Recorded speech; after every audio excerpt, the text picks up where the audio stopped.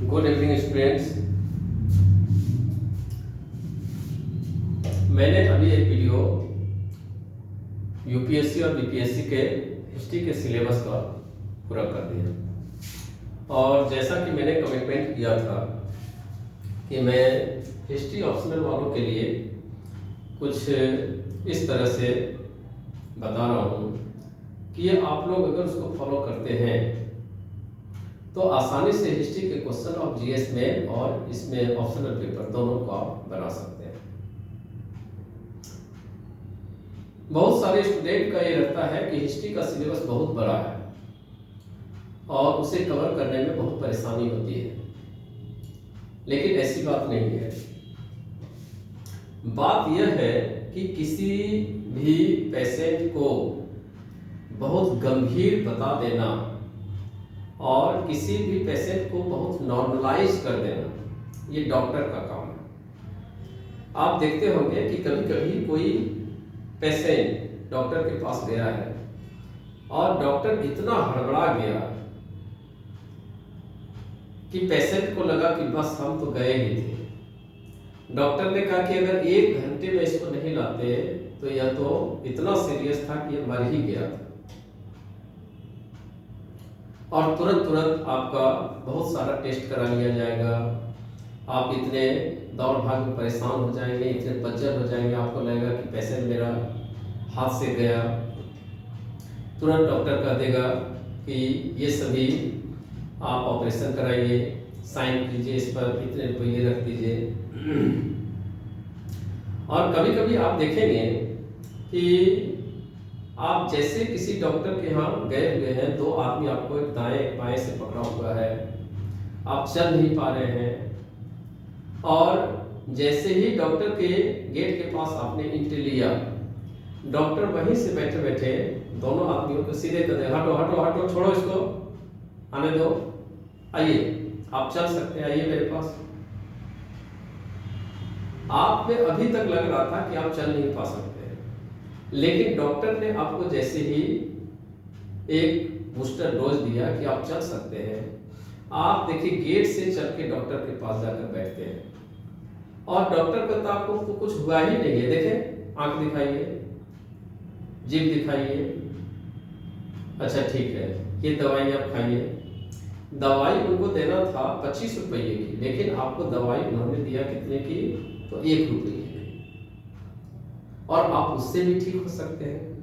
तो आधी बीमारी तो आपकी दूर हो गई कहाँ, जहां डॉक्टर ने आपको इतना नॉर्मलाइज कर दिया कि आपको लगा तो मुझे तो कुछ हुआ ही नहीं था, मुझे तो डॉक्टर ने बीमार कर दिया या मेरे पड़ोसियों ने बीमार कर दिया। इसी तरह सिलेबस को बड़ा और छोटा करना यह टीचर का काम है। आप यकीन नहीं करेंगे कि मैं हिस्ट्री में अगर 25 क्वेश्चन करा देता हूं तो उस 25 से 30 क्वेश्चन में आपके जीएस में और हिस्ट्री ऑप्शनल दोनों के दोनों कवर हो जाते हैं। इससे अधिक तो आपको पढ़ना ही नहीं है। पढ़ना आपको फुल हिस्ट्री है, लेकिन क्वेश्चन तैयार 25 से 30 करना है। अब आप बताइए कि आप कोई भी पेपर उठाकर देख लीजिए, क्या आपको 25 से 30 क्वेश्चन में पूरा का पूरा ऑप्शनल कवर हो जाएगा? और मैं गारंटी के साथ करता हूं कि जो व्यक्ति, जो स्टूडेंट इतने क्वेश्चन को करेंगे वो श्योर रहेंगे कि बीपीएससी के ऑप्शनल मेन में 13 क्वेश्चन में से 8 क्वेश्चन वो लिख कर आएगा और बेहतर ढंग से लिख कर आएगा, और जब वह निकलेगा एग्जामिनेशन हॉल से तो उसकी चाल बदल जाएगी। और एग्जामिनेशन हॉल से निकलने के बाद आपकी चाल ही बताती है कि आपका पेपर कितना अच्छा गया है। ठीक है, इसलिए इसके लिए आपको कुछ सेलेक्टेड होना पड़ेगा, तभी आप सब कुछ कर सकते हैं। इसलिए मैंने बार बार बताया कि बिना बेहतर रणनीति के आप युद्ध नहीं जीत सकते। आप अपने घर में बैठकर कितना ही तेल मालिश कीजिए, कितना ही अपने आप को पहलवान बना लीजिए, लेकिन जाना तो आपको अखाड़े में पड़ेगा ही। और अखाड़े में जाने के पहले जब तक आपने ग्रुप में नेट प्रैक्टिस नहीं किया है, तब तक अखाड़े का कोई फायदा होने वाला नहीं है। ठीक है, इसलिए मैं आपको संक्षेप में हिस्ट्री ऑप्शनल का सिलेबस बता देता हूँ।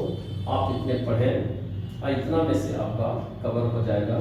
मैं बीपीएससी की बात कर रहा हूँ, यूपीएससी की नहीं। यूपीएससी के मैं अलग से बताऊंगा।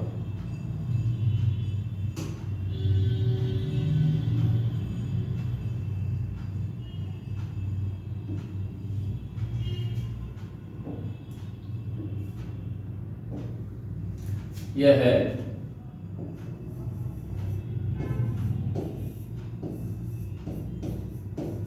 इतिहास, और यहाँ पढ़ना है इतिहास आपको। वहाँ क्या था, वहाँ था भारतीय इतिहास पीटी में, यहाँ इतिहास पढ़ना है। और यह है ऐच्छिक विषय।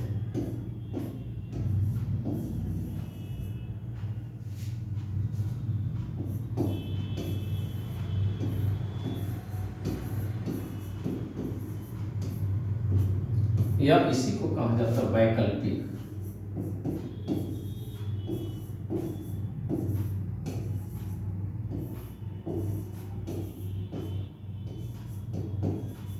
यानी ऑप्शनल सब्जेक्ट है यह, ठीक है। अब इसमें से हम लोग देखते हैं कि इतना बड़ा सिलेबस है, और इतने बड़े सिलेबस में मुझे पढ़ना पड़ता कहाँ से, तो भारत में इतिहास की शुरुआत जो एक सही मायने में मानी जाती है, यह 2,50,000 ईस्वी पूर्व से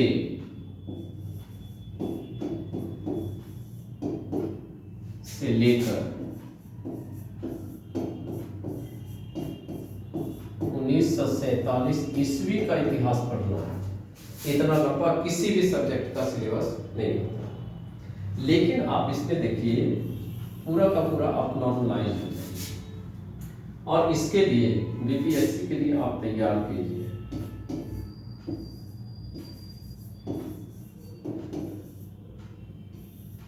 एनसीएल से आप क्वेश्चन तैयार कीजिए।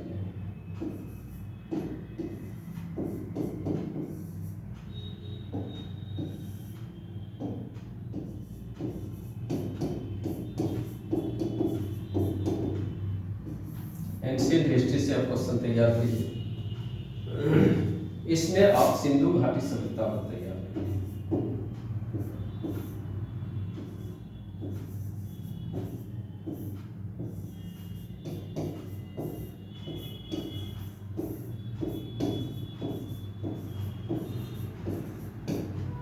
सिंधु घाटी की सभ्यता, सिंधु घाटी की सभ्यता में क्वेश्चन आते हैं कितने, तो 3 क्वेश्चन आप इससे तैयार कीजिए। एक सिंधु घाटी सभ्यता का उत्थान, एक सिंधु घाटी सभ्यता का पतन, और एक नगर निर्माण योजना। आप 3 क्वेश्चन इससे तैयार कीजिए सिंधु घाटी सभ्यता से।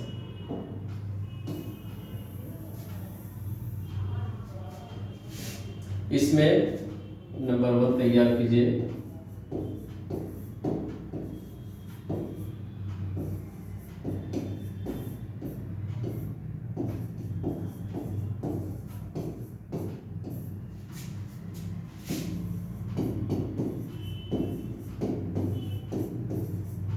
उद्भव। नंबर 2 पतन। नंबर 3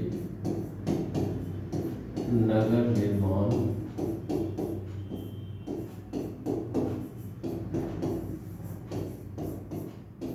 योजना। इसको तैयार कीजिए। एक क्वेश्चन यहां से फिक्स रहेगा। नंबर 2 चैप्टर नंबर 1 था। नंबर 2 में आप क्या कीजिए कि अगर सिंधु घाटी सभ्यता को करते हैं तो आप वैदिक को छोड़ दीजिए और चले आइए मौर्य पर।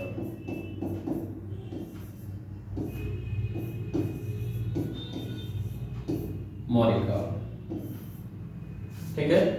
मौर्य कला में, मौर्य काल में एक तो कला पढ़िए।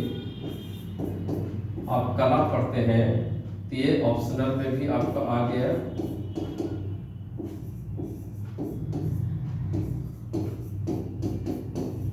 और GS मेन में भी आ गया आपका, दोनों काम हो गया। इसलिए एक तो आप कला कर लीजिए, दूसरा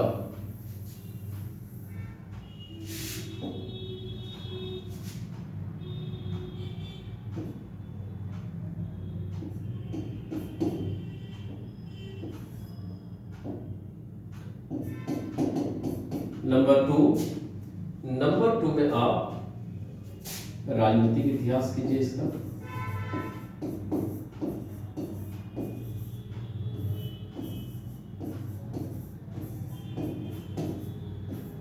राजनीतिक इतिहास कीजिए। नंबर थ्री में आप अशोक की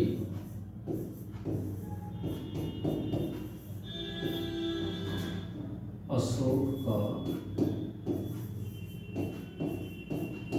धम्म तैयार कीजिए।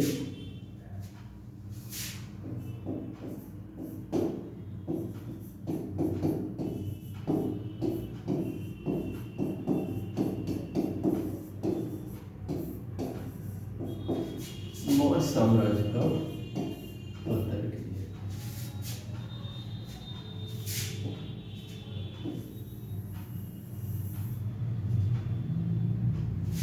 नंबर थ्री में कुछ सेपरेट क्वेश्चन करके रखिए। गुप्त को पूरा मत कीजिए, गुप्त काल में सिर्फ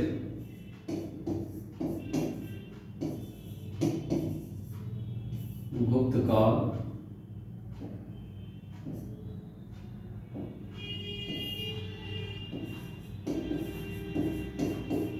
स्वर्ण युग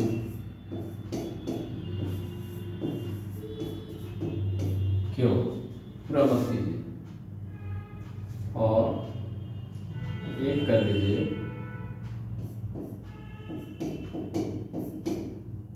समुद्रगुप्त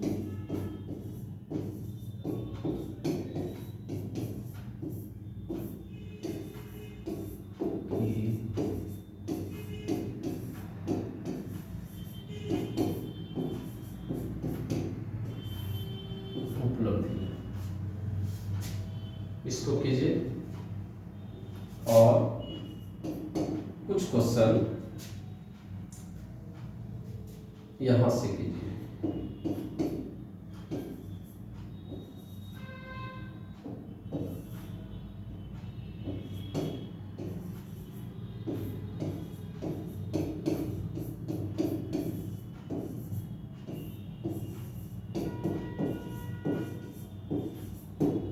साम्राज्य का उत्कर्ष,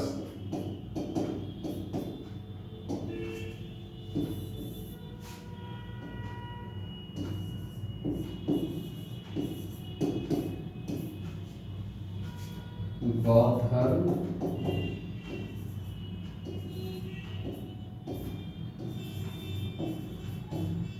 और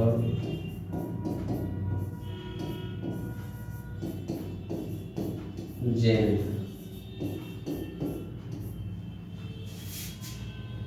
इतना कर लीजिए। इतना में से आपका एनसीईआरटी में क्वेश्चन पूरा का पूरा पकड़ जाएगा। आपको इससे आगे इसमें करना ही नहीं है। अब इधर से रही बात आपकी मेडाइवल की, तो आप मेडाइवल में क्या करें,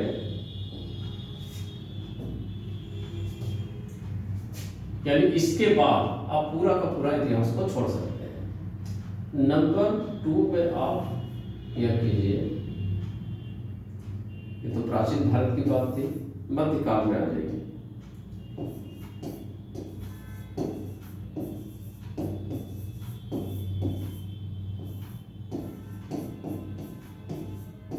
मध्यकालीन भारत। मध्यकालीन भारत में आपका एक तो दिल्ली सल्तनत है, और दूसरा मुगल का या मुगल साम्राज्य।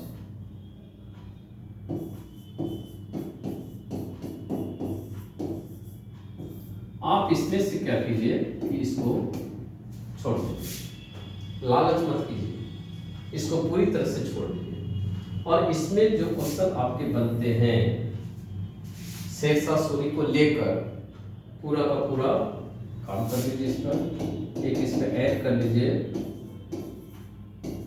सूर्यवंश को, और इसमें शेषा की उपलब्धियों को आप काउंट कीजिए। आप इसको अगर करते हैं तो आप श्योर हो जाते हैं कि जीएस पेपर जो आपका है, इस पेपर में 300 नंबर का आप एग्जाम होता है, और वन टाइम में आपका एग्जाम हो जाता है। हम लोग के समय में था कि 2 पेपर होता था, 200 नंबर का, और 200 नंबर का जो पेपर होता था उसमें आता था क्वेश्चन कि पेपर वन में आपका पूरा का पूरा एंशिएंट और मेडाइवल रहता था, और पेपर 2 में मॉडर्न और वर्ल्ड हिस्ट्री रहता था। आज के डेट में आपका हो गया है कि पेपर 1 ही रहेगा, सेक्शन 1 में उसको देना है 2 से मिलाकर। तो 2 से मिलाकर जब उसको क्वेश्चन देना है तो 2 से मिलाकर आपको लिखना है क्या, 3 क्वेश्चन, यानी सेक्शन ए। और सेक्शन ए जो रहेगा आपका, इसमें एनसीएल प्लस मेडाइवल का क्वेश्चन रहता है। तो इतना में आपका 6 क्वेश्चन में से 3 क्वेश्चन पूरा का पूरा आ जा रहा है। इसलिए आप ज्यादा लोभ लालच मत कीजिए, छोड़ने की प्रवृत्ति डालिए। जब आप चैप्टर को छोड़ते हैं आप सेलेक्टिव हो जाइए, ठीक है। और यहाँ तक में आप देखेंगे कि आपके पास जो क्वेश्चन बन रहा है, यह बन रहा है 12 से 15 क्वेश्चन यहाँ तक में आपका बन जाएगा। नेक्स्ट क्या है, तो नेक्स्ट चले जाइए सेक्शन बी में। सेक्शन बी, और सेक्शन बी में रहेगा मॉडर्न हिस्ट्री।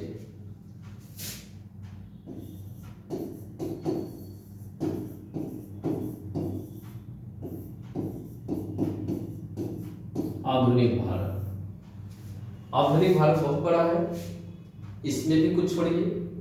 आप शुरू हो जाइए कहां से, तो यह कुछ सेलेक्टिव होइए, और कुछ सेलेक्टिव होने का जैसे हमने बताया था कि प्री मेडाइवल और प्री मॉडर्न और मॉडर्न 2 है।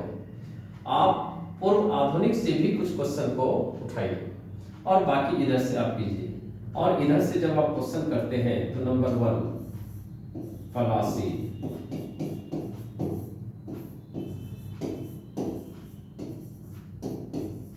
युद्ध के कारण और परिणाम। नंबर 2 बक्सर युद्ध के कारण और परिणाम।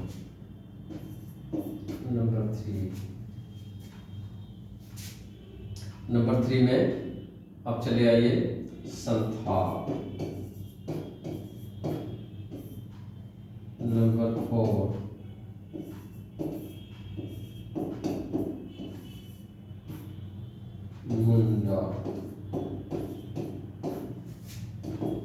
मुंडा विद्रोह को कीजिए। नंबर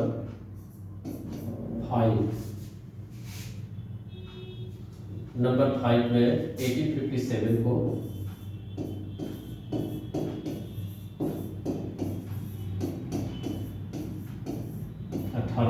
की क्रांति कीजिए। नंबर 6 भारत में राष्ट्रवाद।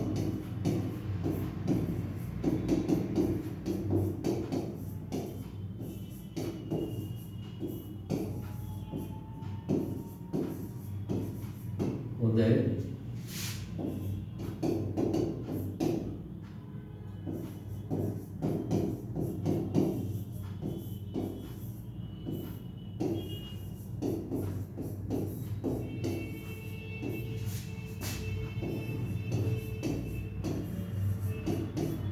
सामाजिक धार्मिक सुधार।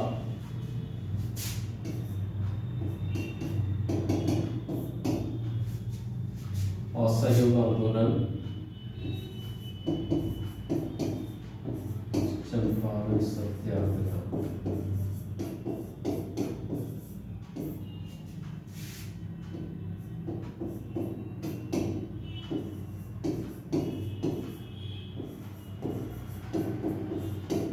असहयोग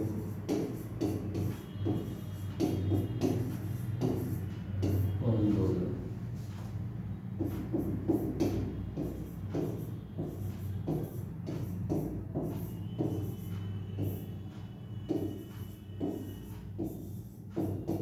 सविनय अवज्ञा,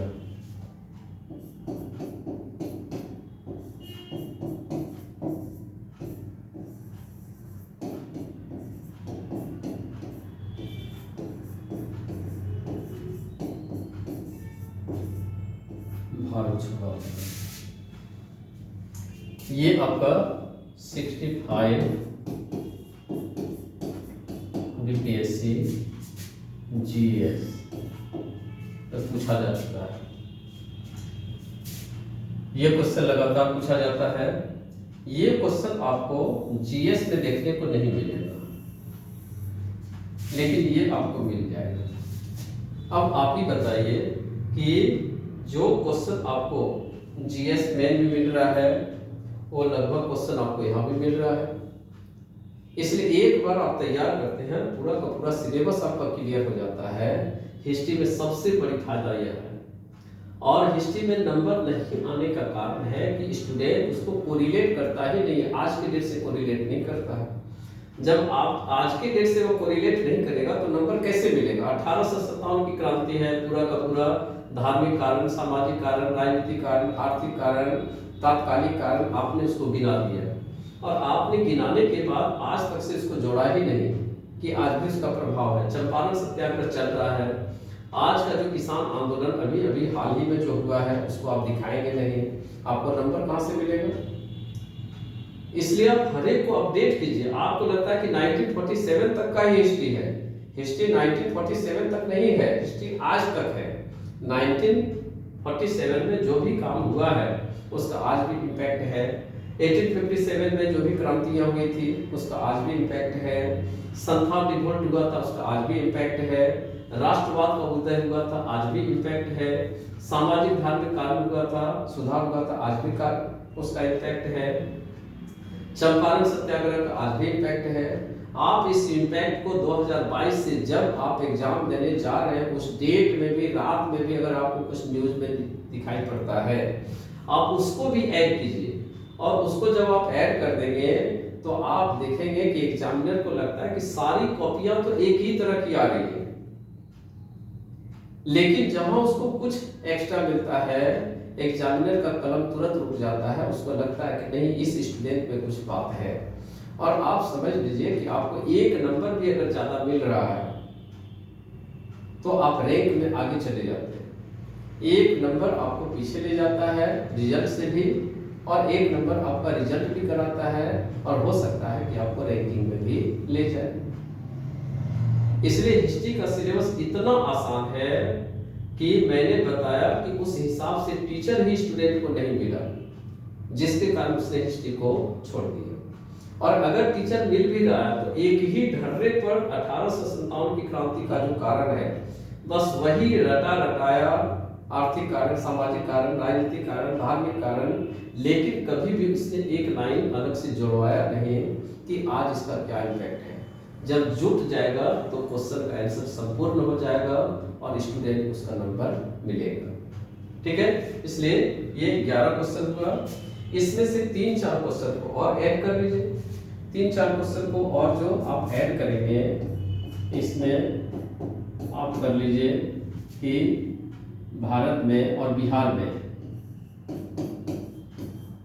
भारत बिहार आधुनिक शिक्षा या अंग्रेजी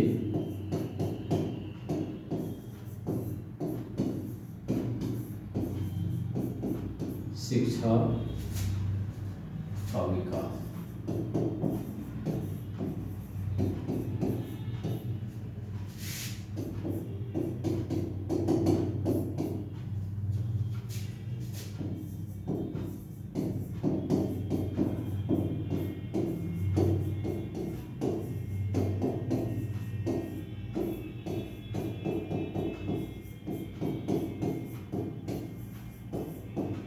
कृषि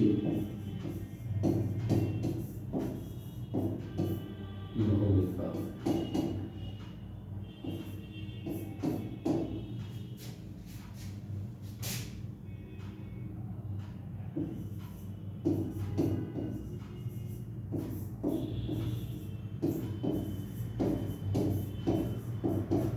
आर्थिक इतिहास, और आर्थिक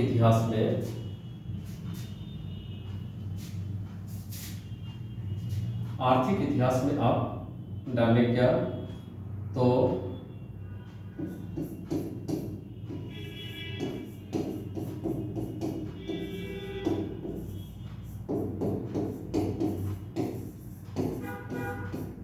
औद्योगिकरण,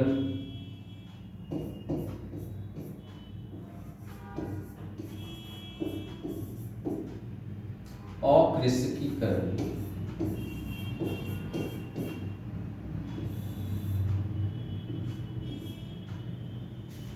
अकृषिकीकरण यानी जिसको कहा जाता है डी एग्रेरियन, इसको आप कीजिए।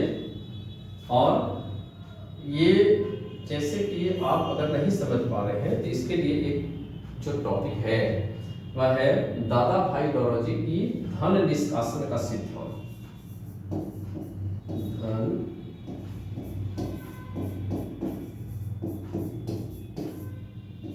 निष्कासन का सिद्धांत।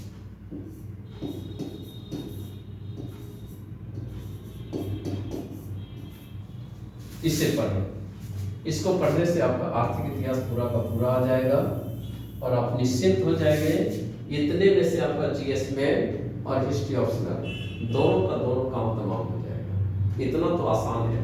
उसके बाद भी आप लोग सोचते हैं कि हिस्ट्री में नंबर नहीं मिलता है। हिस्ट्री में खूब नंबर मिलता है। लिखिए, साइंटिफिक लिखिए, कुछ मैप बनाने का प्रयास कीजिए, आपको नंबर मिलेंगे।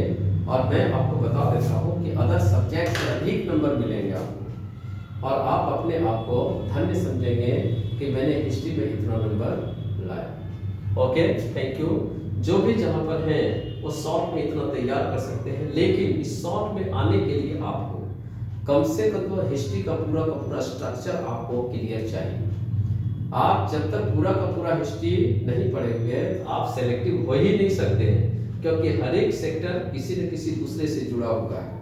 और जब आप कोरिलेट करने की क्षमता रख लेते हैं तो हिस्ट्री में आपको खूब नंबर मिलता है। इसलिए पढ़ना पूरा हिस्ट्री है, लेकिन सेलेक्टिव हो जाना एग्जाम के टाइम में कि हमको 30 क्वेश्चन करके रखना है, और उस 30 क्वेश्चन में से मैं पूरा का पूरा हिस्ट्री का क्वेश्चन लिख कर आऊंगा।